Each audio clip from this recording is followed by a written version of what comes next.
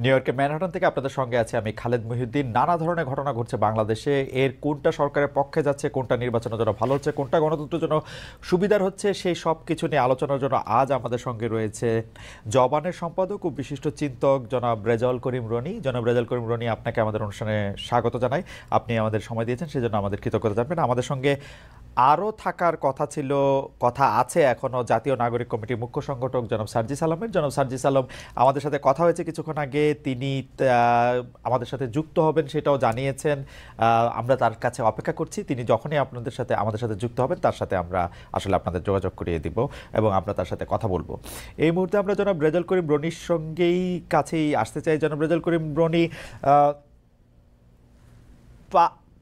5 আগস্টের পরে তো আওয়ামী লীগ পালিয়ে আছে, মানে আওয়ামী লীগের সভানেত্রী পালিয়ে গেছেন, কাউকে কোনো কিছু না বলে হঠাৎ করে তিনি পালিয়ে গেছেন। সেই পালিয়ে যাওয়াটাও আসলে তিনি নানা ধরনের বয়ান আমরা নানা জায়গা থেকে শুনছি যে তিনি আসলে বাধ্য হয়ে পালিয়ে গেছেন, তিনি পালিয়ে যান নাই, তাকে তাড়িয়ে দেওয়া হয়েছে, ইত্যাদি ইত্যাদি ইত্যাদি।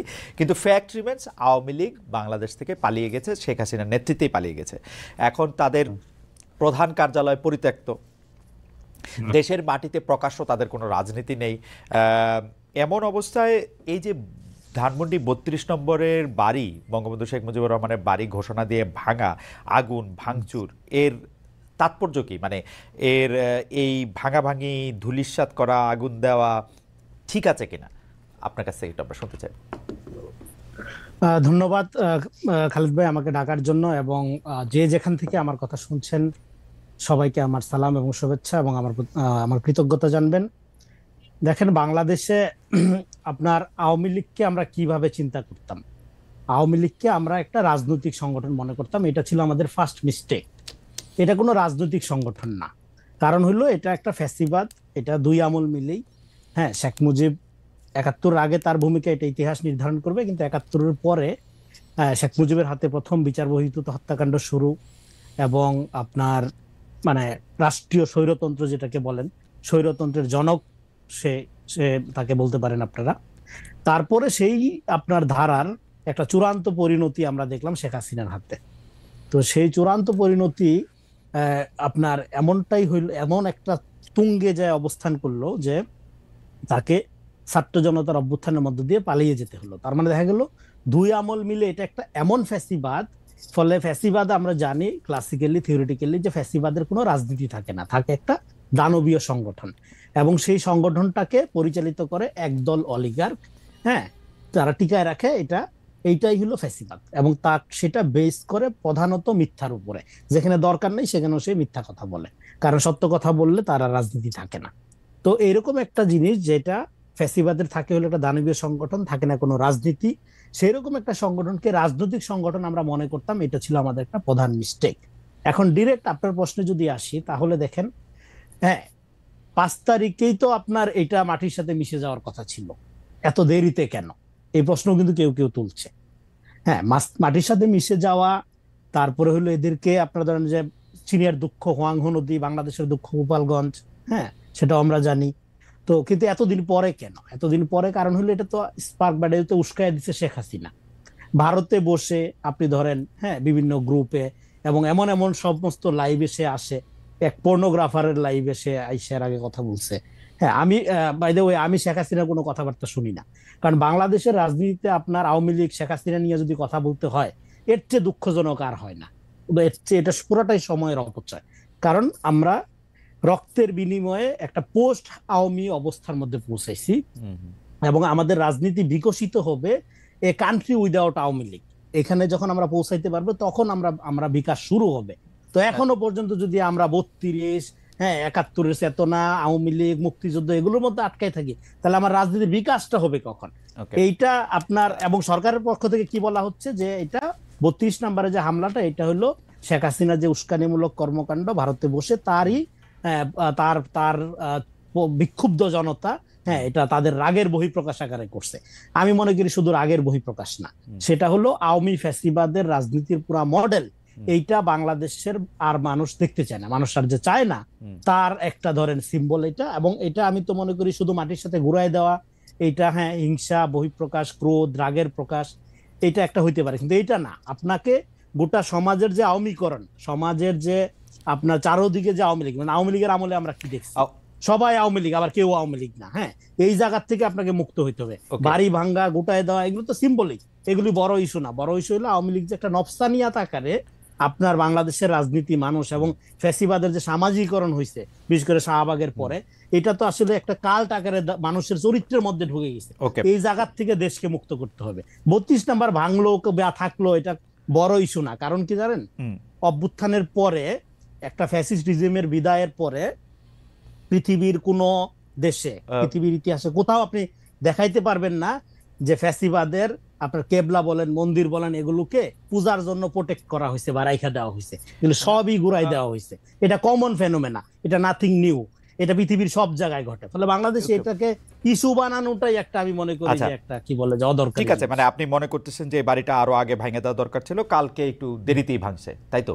জি জি। ওকে, তো সেইটার কারণ হিসেবে আপনি বলতেছেন যে আওয়ামী লীগকে আপনি রাজনৈতিক সংগঠন বলতে নারাজ। আপনি অনেকগুলি প্রশ্নের যদি একটু ছোট ছোট করে জবাব দেন, কারণ হচ্ছে যে আওয়ামী লীগকে আপনি আগাগোড়াই একটা ফেসিবাদী ভাবাদর্শের একটা ফেসিবাদী একটা জায়গা আপনি মনে করেন। আপনি যে কারণে আওয়ামী লীগকে একটি রাজনৈতিক সংগঠন মনে করেন না, সেই কারণে বাংলাদেশে আর কোনো রাজনৈতিক সংগঠন কি রাজনৈতিক সংগঠন হইতে পারে? ধরেন বিএনপি, ধরেন জামায়াত, ধরেন বামপন্থী দলগুলা, তারা ঠিক আছে, তারা রাজনৈতিক সংগঠন হতে পারবে, তারা রাজনৈতিক সংগঠন হিসেবে বিবেচিত হবে, মানে আপনি যদি ওই ফর্মুলাতে ফেলেন আর কি। ইন্টারেস্টিং, খুবই গুড কোশ্চেন। হ্যাঁ, বাংলাদেশের রাজনীতি বলতে আওয়ামী মডেলটাই গইরা উঠছে। এখন অন্যান্য যে দলগুলোর কথা বললেন, এরা এতদিন আওয়ামী লীগের রিয়েকশনারি পলিটিক্স করছে, যে কারণে বাংলাদেশে কোনো দলেরই বিকাশ হয়নি। ফলে আপনি যখন বিএনপি বলেন, জামাত বলেন, এগুলো এতদিনের যে রাজনীতি, সেটা হলো আওয়ামী লীগের রিয়েকশনে গইরা ওঠা রাজনীতি। ফলে সেই রিয়েকশনের রাজনীতি কম বেশি আওয়ামী আসরপ্রাপ্ত রাজনীতি। 5 তারিখের পরে জেনজির এই অভ্যুত্থানের একটা আকাঙ্ক্ষা হলো যে আমরা এমন একটা রাজনীতি চাই যেটা সিটিজেন ভিত্তিক, হ্যাঁ, গণতান্ত্রিক ভিত্তিক। এই জন্য আমি বলি 5 তারিখের পরের রাজনীতি আকাঙ্ক্ষা কি?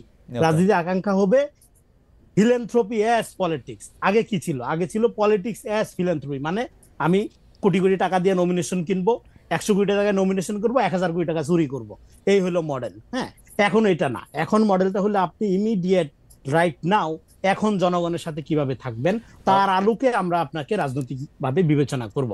তো এখন বাংলাদেশে যেটা হচ্ছে, হ্যাঁ, ইউ আর ভেরি রাইট, যে এখানে এই যে যত দলগুলো বললেন, দলগুলোর মধ্যে কম বেশি আওয়ামী আসর আছে, যে কারণে বাংলাদেশের রাজনীতি বিকাশই হয়নি। দেখা না দেশে আওয়ামী লীগ নাই, এজ ইফ এমন একটা ব্যাপার যেটা কোনো রাজনীতি না। জনাব রনি, তাহলে কি আমি, মানে আপনি তো যেহেতু একজন চিন্তক, এই ব্যাপারগুলি নিয়ে আপনার গভীর চিন্তা ভাবনা আসে, এই জন্য আমি আপনার কাছে একটু বুঝাইতেছি। যার মানে হচ্ছে যে আপনি বলতেছেন যে আওয়ামী লীগের মতো করেই অন্যান্য রাজনৈতিক দলগুলি, মানে জামাতে ইসলামী বলি, বিএনপি বলি, জাতীয় পার্টি বলি বা বাম সংগঠনগুলি বলি, তারা আওয়ামী লীগের রিয়াকশনের পলিটিক্স করতে করতে তারা ছোট ছোট আওয়ামী লীগে পরিণত হয়েছে বা বড় বড় আওয়ামী লীগে পরিণত হয়েছে, তাই তো?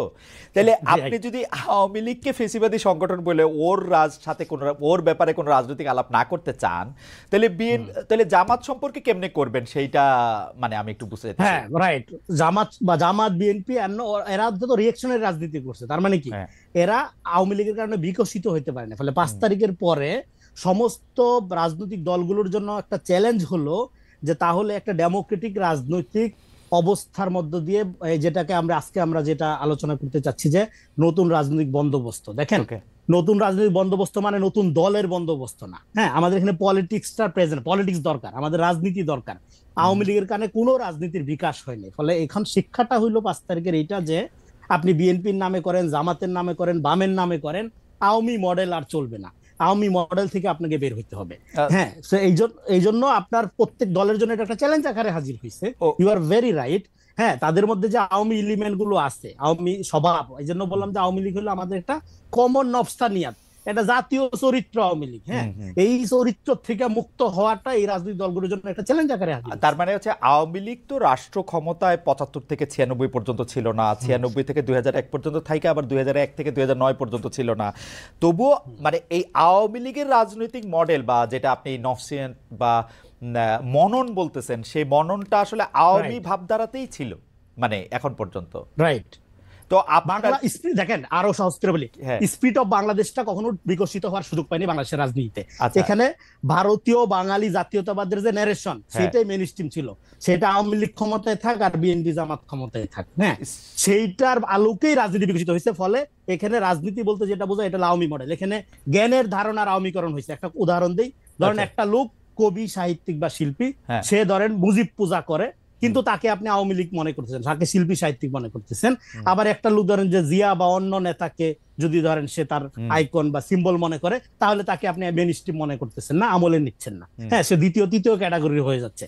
ফলে এই যে একটা আওয়ামীময় আপনার কালচারাল ইন্ডাস্ট্রি বলেন, রাজনৈতিক চিন্তা বলেন, এবং গণতন্ত্রের ধারণারও আওয়ামীকরণ হয়েছে, না তার আলোকে দেখা গেছে বিকল্প কেউ নাই, ইয়া নাই। ফলে আমি এই জন্যই বলতেছি না যে আমরা বাংলাদেশে না রাজনীতিটা বিকশিত হওয়ার সুযোগ পাইনি। না রনি, আমার মনে হয় যে আপনি খুবই ইন্টারেস্টিং একটা জায়গায় কথা বলতেছেন। কারণ হচ্ছে যে আমরা কিন্তু ৮০ থেকে ৯০ দশকে, যখন বিশেষ করে হোসেন মোহাম্মদ এরশাদ সাহেব ক্ষমতায় ছিলেন, তখন কিন্তু আপনি যে এই যে শিল্প সাহিত্যিকরণের যে এক ধরনের আওয়ামীকরণ বা বিএনপিকরণ, সেইটা কিন্তু এরশাদ সাহেবের ক্ষেত্রে আমরা পুরোপুরি অনেক বেশি পরিমাণে দেখছি। ৭৫ থেকে ৯৬ পর্যন্ত কিন্তু আমরা আবার আরেক রকম দেখছি, মানে যদি আমরা মোটা দাগের মধ্যে বলি। তো এই সবটা দায় হচ্ছে যে আপনি মনে করতেছেন যে বাংলাদেশের পলিটিক্স যে একটা চেহারা পাইছে, সেই চেহারাটা আসলে আওয়ামী লীগেরই ছাঁচ করা একটা চেহারা, তাই তো?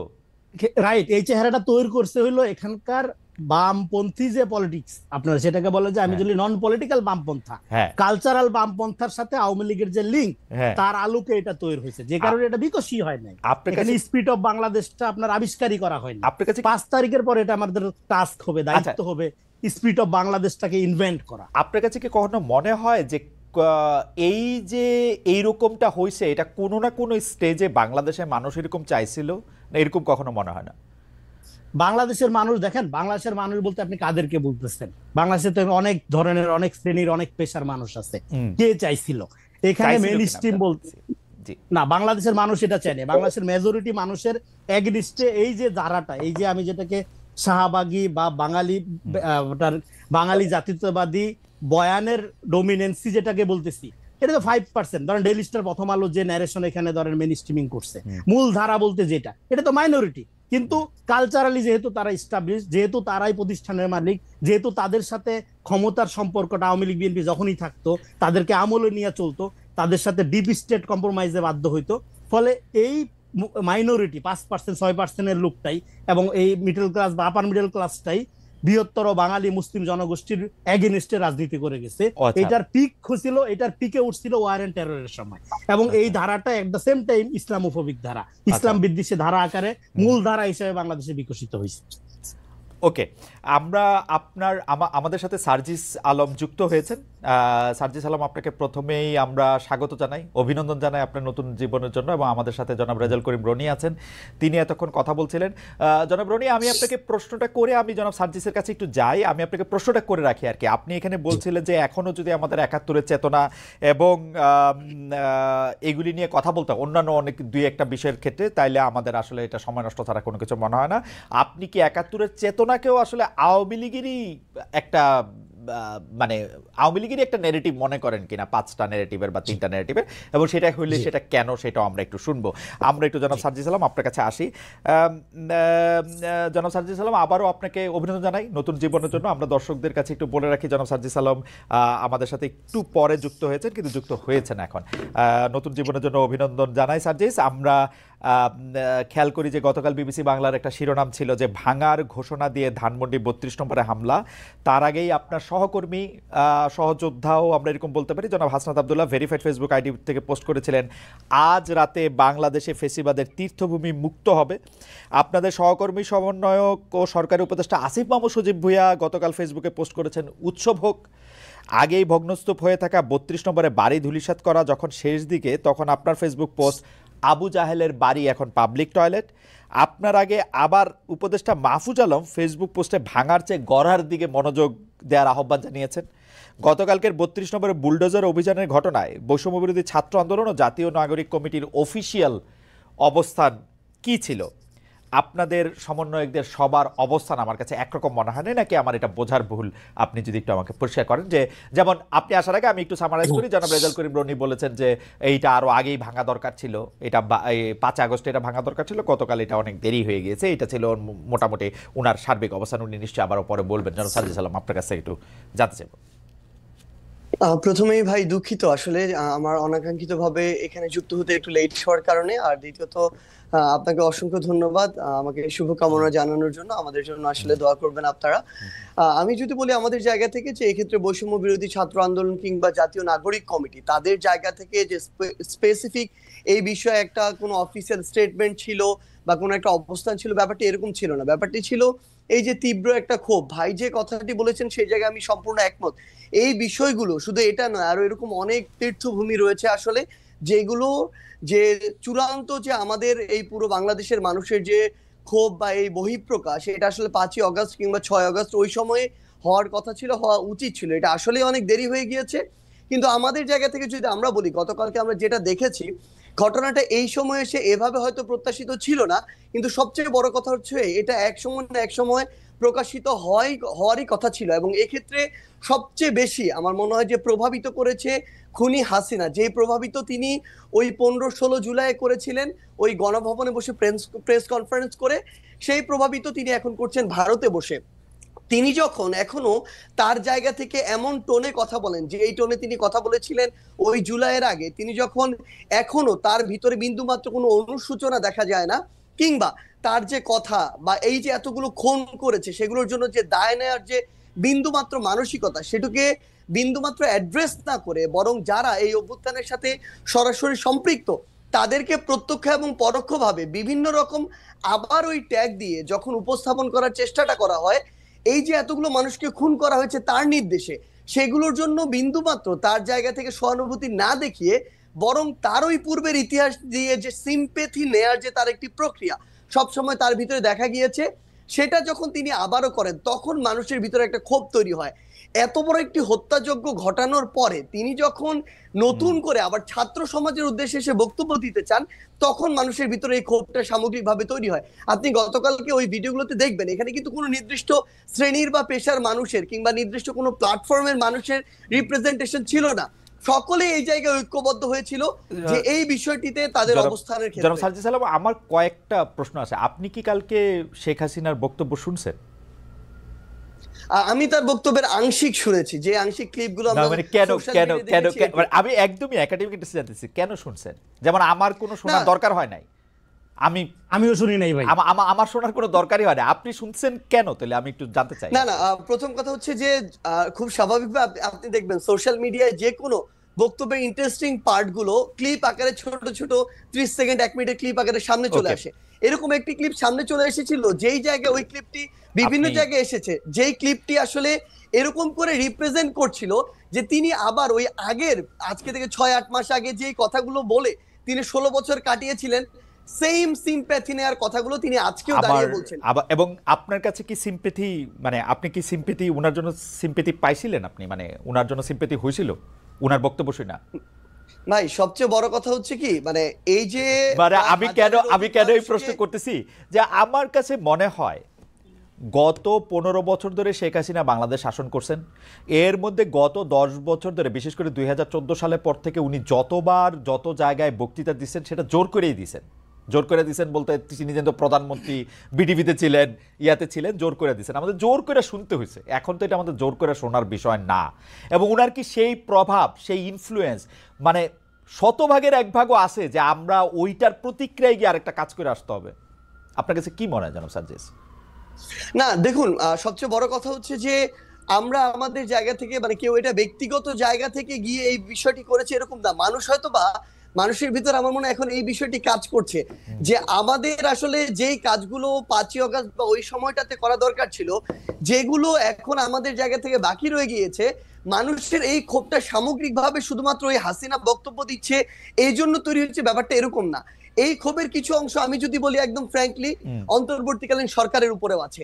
এই অন্তর্বর্তীকালীন সরকার তাদের জায়গা থেকে এই খুনি যারা ছিল যারা সরাসরি এই খুনগুলোর সাথে জড়িত, ছাত্রলীগ, আওয়ামী লীগ, যুবলীগের ক্যাডাররা বা কিছু কিছু পুলিশ সদস্য, যাদেরকে আসলে গ্রেফতার করে বিচারের আওতায় আনার কথা ছিল, দৃশ্যমান এরকম একটা বিচার আমাদের দেখার কথা ছিল, সেটি যখন দেখছে না, মানুষের ভিতরে একটা ক্ষোভের উদ্গীরণ হচ্ছে।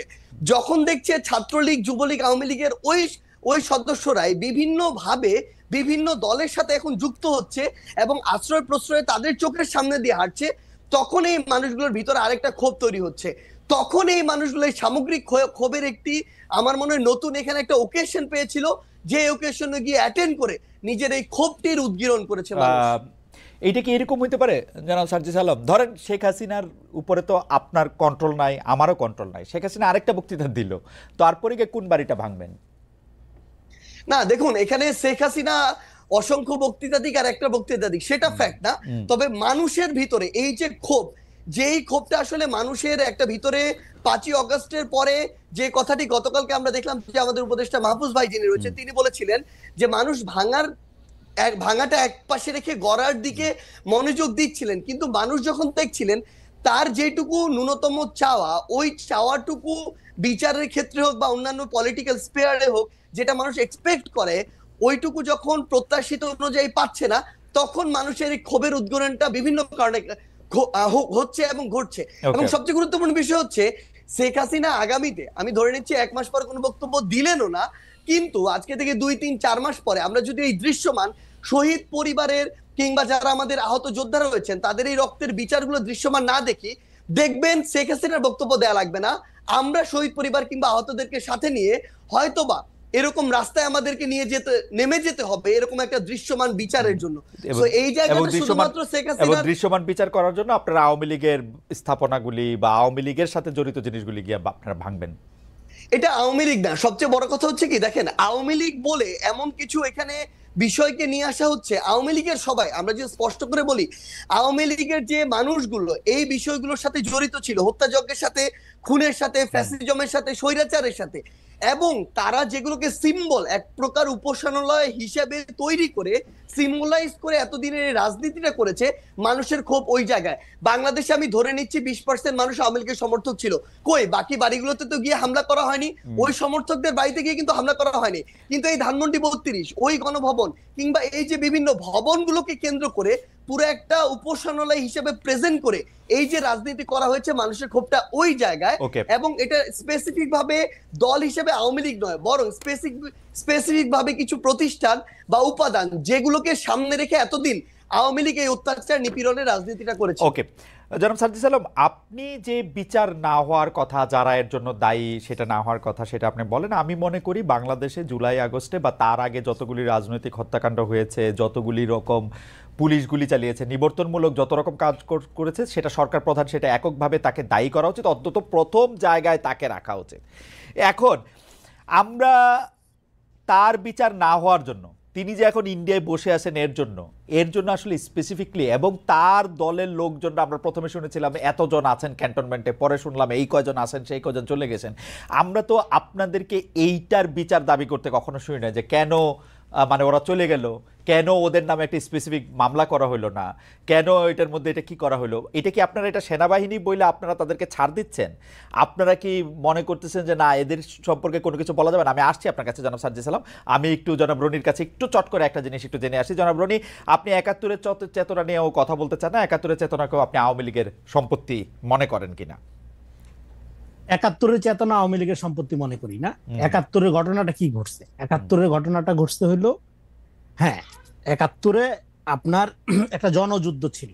সেই জনযুদ্ধকে ভারতীয় বাঙালি বুদ্ধিজীবীরা বয়ান কইরা কইরা এটা আওয়ামী যুদ্ধে পরিণত করছে। এটা ন্যারেশন লিটারেচারের মধ্য দিয়ে বয়ান করেছে। সেইটা সেই ঘটনা 24-এর ক্ষেত্রে কিছু কিছু জায়গায় দেখা যাচ্ছে, সেইটা আলোচনায় পরে আসবো। দেখেন, আপনার ম্যাকিয়াভেলির আলোচনা থেকে যদি আমি বলি, সেটা হলো man have to respect the past but to submit to the present. এখন আমাদের এখানে কিছু জিনিস, কিছু লোকজন বলে কি 24-71 মুখোমুখি দাঁড় করে দেওয়া হয়। 71 বাংলাদেশের জনগণের জন্য, মানুষের জীবনের সবচেয়ে, আমাদের ইতিহাসের সবচেয়ে বড় ইভেন্ট। আমরা একটা রাষ্ট্র, একটা ভৌগোলিক পরিচয় পাইছি। এইটার সমকক্ষ ইভেন্ট অন্য কিছু হইতেই পারে না। কিন্তু 24-এ আপনার ঘটনাটা কি ঘটছে? 71-এ আপনি পাইছেন দেশের স্বাধীনতা, আপনি পাকিস্তানের শোষণ নিপীড়নের বিরুদ্ধে দিয়া, জনযুদ্ধের মধ্যে দিয়া সমস্ত শ্রেণী পেশার মানুষের সশস্ত্র সংগ্রামের মধ্য দিয়ে আপনি স্বাধীনতা অর্জন করছেন। হ্যাঁ, সেক্ষেত্রে লিডিং দল আওয়ামী লীগ ছিল ৭১-এর আগে, কিন্তু ৭১-এর যুদ্ধটা সংগঠিত করা, কৃষক যে অস্ত্র নিয়ে যুদ্ধ করলো, এটা কেন করলো? কারণ হলো সর্বদলীয় সংগ্রাম পরিষদের, এই যে শহীদ আসাদদের কথা বলি, হ্যাঁ, আসাদরা কারা? এরা কিন্তু ওই ভাসানীর নেতৃত্বে কৃষক সমিতি গড়ে তোলা, কৃষকদের মধ্যে এমনভাবে চৈতন্যটা আপনার সেই ৬৫ সালের পর থেকে এমনভাবে আপনার মানে ফিল্ড ওয়ার্ক গুলো করা হয়েছে, মাঠে মাঠে করা হয়েছে, যাতে করে এই কৃষক যাকে আপনার অবলা মনে করা হয়, তারা অস্ত্র হাতে তুলে নিয়ে যুদ্ধ করতে রাজি ছিল। হ্যাঁ, সিম্বল আকারে তখন আওয়ামী লীগ গুরুত্বপূর্ণ রাজনৈতিক দল আকারে দায়িত্ব পালন করে, তাদের নেতৃত্বে হ্যাঁ যুদ্ধ হয়েছে। কিন্তু মাঠে যুদ্ধ সংগঠিত করে আপনি যদি একটা গবেষণা করেন যে আওয়ামী লীগের বড় বড় নেতা আর মুক্তিযুদ্ধের শহীদদের তালিকা, দেখবেন যে আওয়ামী লীগ লজ্জা পেয়ে যাবে। এই যে মুক্তিযুদ্ধ ব্যবসায়ী দলটি, হ্যাঁ, এরা তো যুদ্ধ করছে কোথায়? বড় অংশ তো কলকাতায় আশ্রয় ছিল। হ্যাঁ, তাহলে এই জনযুদ্ধটা পরবর্তী সময় এখানকার এই আপনার এক ধরনের বুদ্ধিজীবী, হ্যাঁ, যারা ভারতীয় বাঙালি জাতীয়তাবাদের বয়ানের গোলাম, তারা এটাকে ন্যারেশন করে এটা আওয়ামী যুদ্ধে পরিণত করছে। শাহবাগের মধ্য দিয়ে এটার একটা সামাজিক ফ্যাসিবাদের চূড়ান্ত আমরা দেখছি। এইবার আসেন ২৪-এ ঘটনাটা কি করছে। ২৪-এ আপনি ৭১-এ আপনি দেশ পাইলেন, কিন্তু এ দেশের মানুষ নাগরিক হয়ে উঠলো না, সম্প্রদায়, হয় আওয়ামী লীগ, হয় বিএনপি, হয় জামাত, হয় পাহাড়ি, হয় বাঙালি হয়ে রইল। এইটার মধ্য দিয়ে নাগরিক আকারে বিকাশ হলো না। ২৪-এ আপনাকে করলো কি? আপনাকে রাজনৈতিকভাবে স্বাধীন করার একটা সুযোগ করে দিল। এই জন্য আমি বলি আমাদের দুইটা স্বাধীনতা যুদ্ধ, একটা হলো দেশের স্বাধীনতা ৭১, আর ২৪ হলো আপনার রাজনৈতিক স্বাধীনতা, রাজনৈতিক অধিকার অর্জনের স্বাধীনতা। জনাব রনি, আমি দুইটা জায়গায় আপনার একটু দৃষ্টি আকর্ষণ করতে চাই। এক হচ্ছে যে আপনি বলতেছেন যে আওয়ামী লীগের নেতৃত্বে যুদ্ধটা হয়েছিল, কিন্তু শহীদের মধ্যে আওয়ামী লীগকে বেশি লোক পাওয়া যাবে না, ৭১ নিয়ে আওয়ামী লীগ ব্যবসা করছে। এটা তো কে আর অস্বীকার করবে, ৭১ নিয়ে আওয়ামী লীগ ব্যবসা করছে। কিন্তু আর কোন দলরে তো ৭১ নিয়ে ব্যবসা করাটা নিষেধ ছিল না। তারা ৭১-এর তারা তো ৭১-এর এন্টিথিসিস দাঁড় করাইছে, আমরা যা দেখছি। পুরা আপনি দেখেন জামাতে ইসলামী বলি, বিএনপি বলি, আপনি তো এন্টিথিসিস দাঁড় করাইছেন। আর ২৪-এর পোশাক আছে। জি, আপনি একটু বলেন। ৭১-এর ন্যারেশনে আওয়ামী লীগ ৭১ ন্যারেশনটা ডিস্টর্ট করছে, জনযুদ্ধটাকে আওয়ামী যুদ্ধে পরিণত করছে। তার মানে কি জামাত রাইট ছিল? নো। তার মানে কি জাতির পিতা মেজর ডালিম? নো।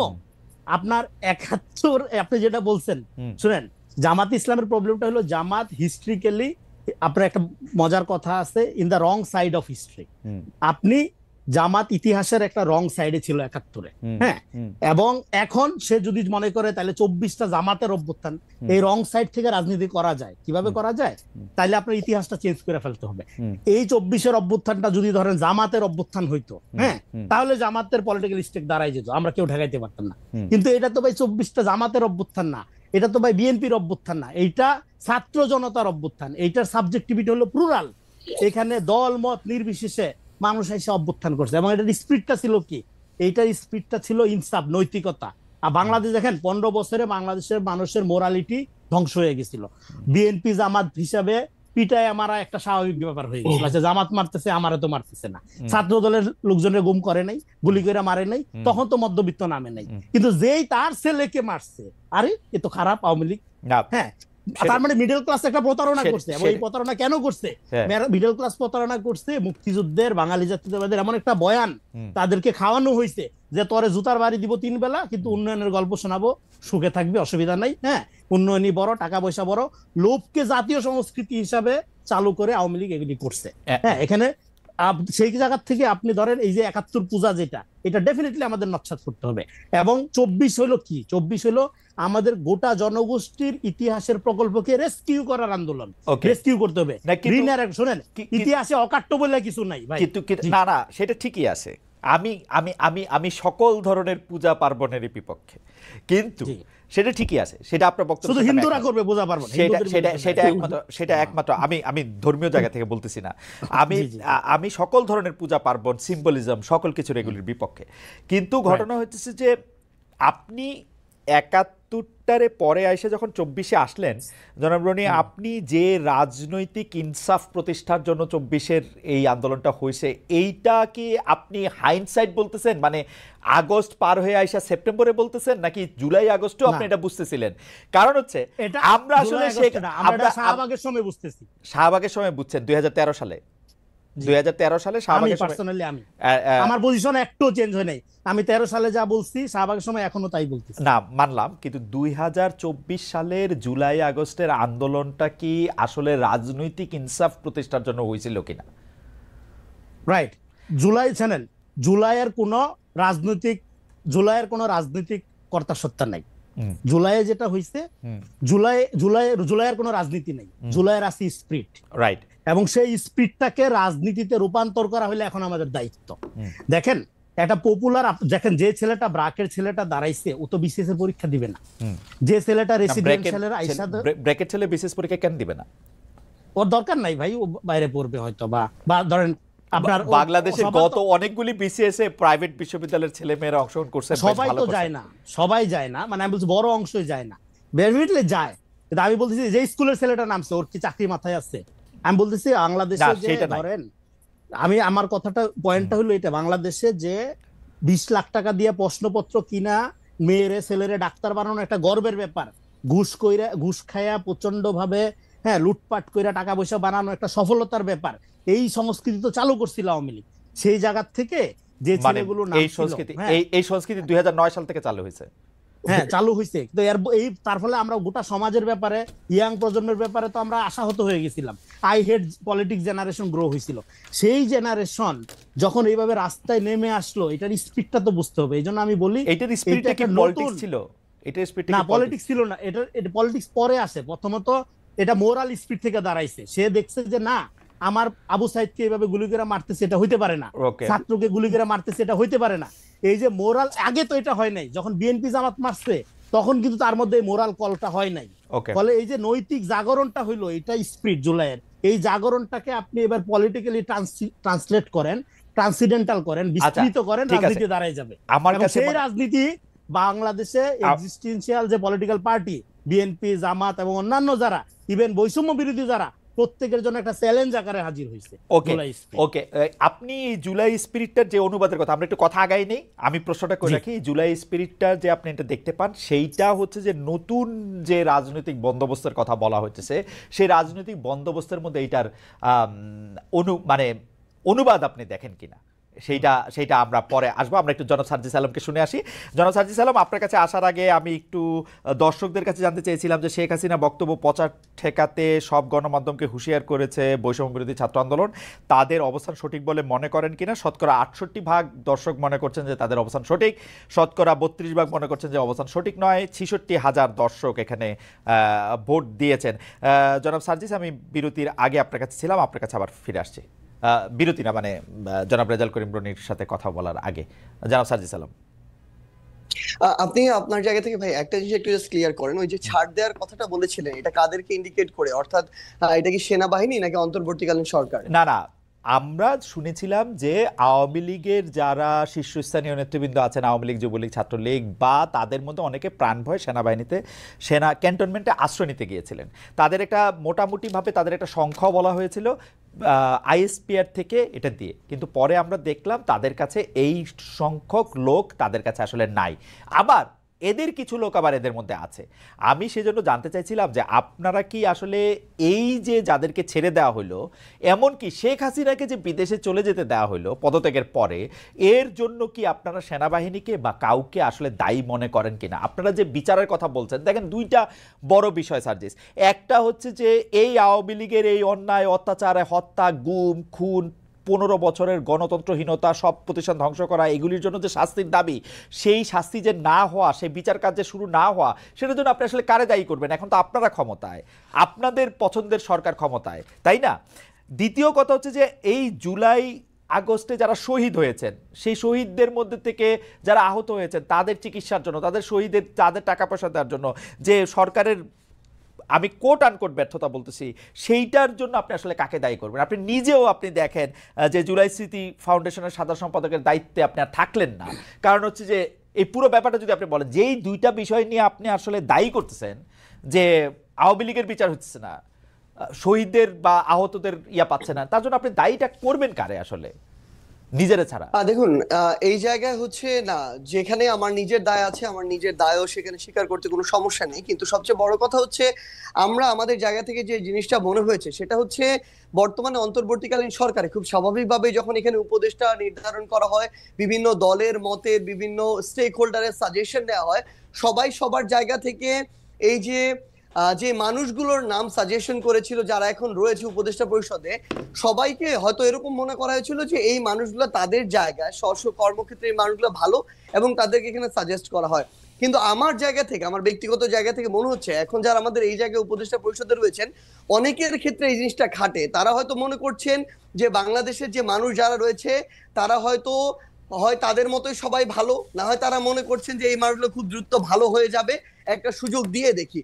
কিন্তু সবচেয়ে বড় কথা হচ্ছে এই বাংলাদেশে আমরা দেখছি প্রত্যেকটা সেক্টরে মানুষদের শিরায় শিরায় আসলে এই যে এতদিনের যে ফ্যাসিজম কিংবা এই যে একটা চিন্তা ভাবনার একটা একটা করাপ্টেড চিন্তা ভাবনা ঢুকে গিয়েছে, এখান থেকে মানুষকে বের করে নিয়ে আসার জন্য একটা স্ট্রিক্ট একটা ওয়েতে যাওয়া প্রয়োজন, কিন্তু খুব স্বাভাবিকভাবে সেটি আমরা দেখছি না।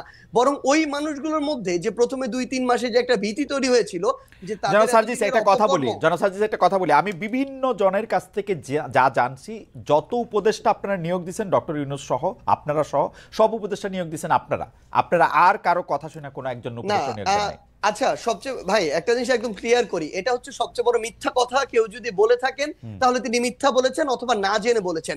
এখানে বিএনপি তাদের সরাসরি তাদের মত ছিল, তাদের সাজেশন ছিল, জামায়াতের মত ছিল, তাদের সাজেশন ছিল, অন্যান্য রাজনৈতিক দলগুলোর জায়গা থেকেও নামের সাজেশন ছিল, বাংলাদেশ সেনাবাহিনীর পক্ষ থেকে সাজেশন ছিল, শিক্ষার্থীদের পক্ষ থেকে সাজেশন ছিল, সিভিল সোসাইটির পক্ষ থেকে সাজেশন ছিল। আমরা শুনছি শুধু আপনাদের সাজেশন নেওয়া হয়েছে, আর কারো সাজেশন নেওয়া হয় নাই ভাই। এবং সবচেয়ে বড় কথা, ইভেন এখানে প্রফেসর ডক্টর মোহাম্মদ ইউনূস যখন তাকে প্রধান উপদেষ্টা হিসেবে আমরা আমাদের জায়গা থেকে প্রস্তাব করি এবং তিনি সেখানে পজিটিভ একটি রেসপন্স করেন, তখন তার জায়গা থেকেও সাজেশন ছিল এরকম যে আমি এই পরিষদটাকে যদি কন্টিনিউ করতে চাই, এখানে আরো 2-3 জন এই মানুষকে প্রয়োজন এই জায়গাগুলোতে উপদেষ্টা পদে।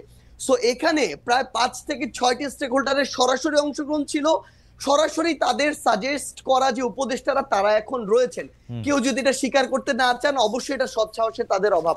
এখন যদি এই কথাটি বলি যে এখানে যে জিনিসটা আমরা আমাদের জায়গা থেকে দেখতে পাচ্ছি, সরকারের আসলে অনেক উপদেষ্টার নর্মাল সময়ে যেরকম একজন মন্ত্রী অ্যাক্টিভলি এখানে পার্টিসিপেট করার কথা, গার্ডস নিয়ে বোল্ড